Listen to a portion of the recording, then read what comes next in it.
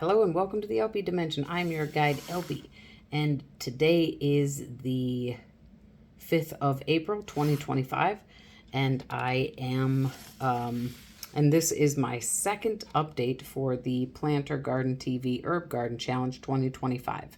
Hashtag PlanterHGC 2025. And we're growing 10 herbs this year, 10 new herbs. And none of these have I grown. I've grown different types of, like I've grown chives, I've grown basil, and I've grown cilantro, but I haven't specifically grown all these types. And today as well, I'm going to highlight with a few details 5 of these herbs, and we'll touch on them in more detail. But first, I want to say a little disclaimer. I am not a health professional in any way, shape, or form. So the information that I share with you about herbs is just information that I've gathered on the internet, from seed packets or books or whatever, but it is in no way, you shouldn't use any of the information I provide you here to make decisions on whether or not you should consume or use these herbs in any way, shape, or form. Again, I'm not a professional, and food is medicine. So it's very possible that, not all herbs are meant for everyone, and there's a lot of information out there about herbs and different food that hasn't been proven. And you should consult your healthcare team, your healthcare professionals, as to whether or not you should use any of these herbs or try them for any of the methods. So it's just interesting information that I'm sharing here with you. It's not advice to be taken without further knowledge on your behalf. So, okay. The 10 herbs, fenugreek, these guys should probably really be, I'm kind of balancing this tray. I don't really want to.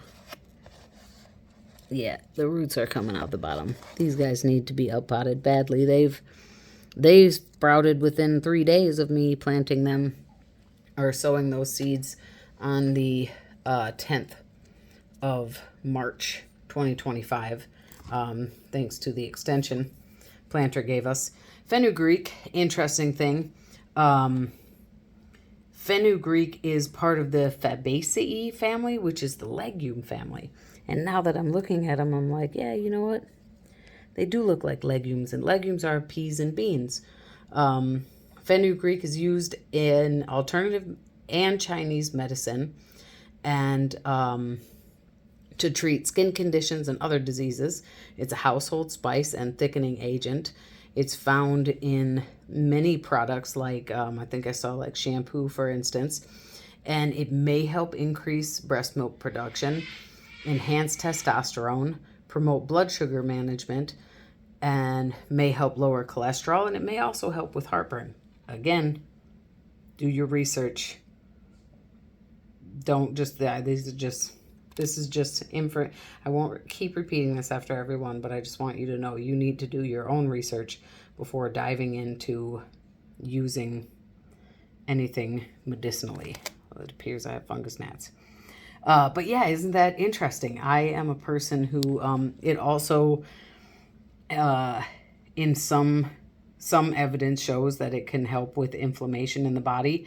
And that got me thinking. I just want to make a point that, isn't it interesting that a lot of processed foods, especially those high in sugar, cause inflammation in the body. But when we look to the natural world, we find that a lot of natural foods actually fight inflammation. So that's just an interesting thing. Yeah, so those guys are doing great. Caraway, I don't have any germination, and from what I understand, it should have germinated within 8 to 12 days, and those are new seeds. So I guess I should be dropping more seeds for them. King of Bitters, I've got 2 that popped up. All right, that's cool.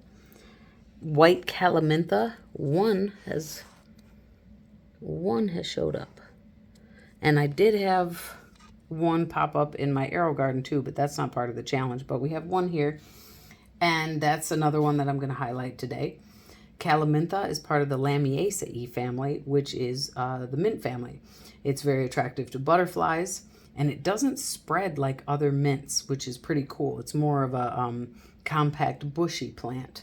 It's very aromatic, much as mints are, and it's used... it's great for making tea, and it's deer resistant, and they flower in the first year.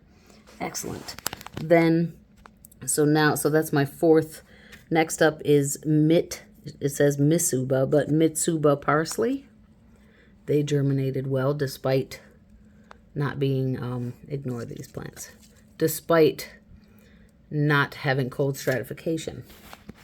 Next is garlic chives. I have 3 containers, but only 2 in each. One looked like it was growing here, and I guess it didn't.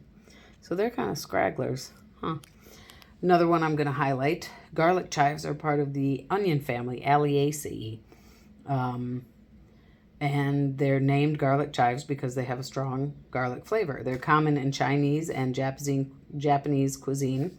They're high in vitamin C and carotene, among many other vitamins and nutrients. And cooked chives may help with digestive, kidney, and liver problems. They're used, they've been used since ancient times, like 3,000 years, and may help with wounds and cuts and excessive bleeding. So just an interesting little factoid. Red leaf tulsi, a couple did come up, but I had hoped for many. That's why I got 3. So I'm going to drop more seeds of them as well. So I'm going to drop more of the white calamintha and the red leaf tulsi. Maybe king of bitters too. Yeah, so we'll do garlic chives, red leaf tulsi, king of bitters, and white calamintha. Red leaf tulsi, also known as holy basil, is part of the Lamiaceae, which is mint family. It is a species of sweet basil and often called the queen of herbs. It's commonly used in Ayurveda, which is traditional medicine in India, and it's used in healing teas, oils, and poultices, and it can be a perennial in warmer climates. Cool, eh? Lovage. Never grown. It's funny, as I've moved this tray around, it smells so good. Lovage, another one I'm going to highlight, is it's a tall perennial. It's part of the Apiaceae family, and it's native to Afghanistan and Iran, but widely cultivated in Europe. It's used in dishes, drinks, and cosmetics. The leaves are used as an herb, the roots as a vegetable, and the seeds as a spice. They say it is reminiscent of celery and parsley, but is more intense and spicier. Okay, then I have here purple ball basil. So these guys are looking great, doing great, and they grow like a little ball instead of a big plant. I've not grown purple ball basil, but I've grown other dwarf Greek basil that grows in a more compact habit, and you can kind of see with how the leaves are forming, but clearly these guys need to be, it smells so good. They need to be potted. And last but not least, I have 4 containers of the confetti cilantro, and they are growing amazingly, and I definitely need to pot. Actually, they need to go outside is what they need to do, because cilantro actually prefers cooler temperatures. So I need to figure out who else is cold hardy and go ahead and move them outside. I assume the Mitsuba parsley. But yeah, that's what, so I have 9 out of 10 have germinated. The one that has not is caraway, and we have 1 of the calamintha. 9 out of 10 have germinated. That's cool, but we're going to drop more garlic chives, more tulsi, more king of bitters, caraway, and calamintha.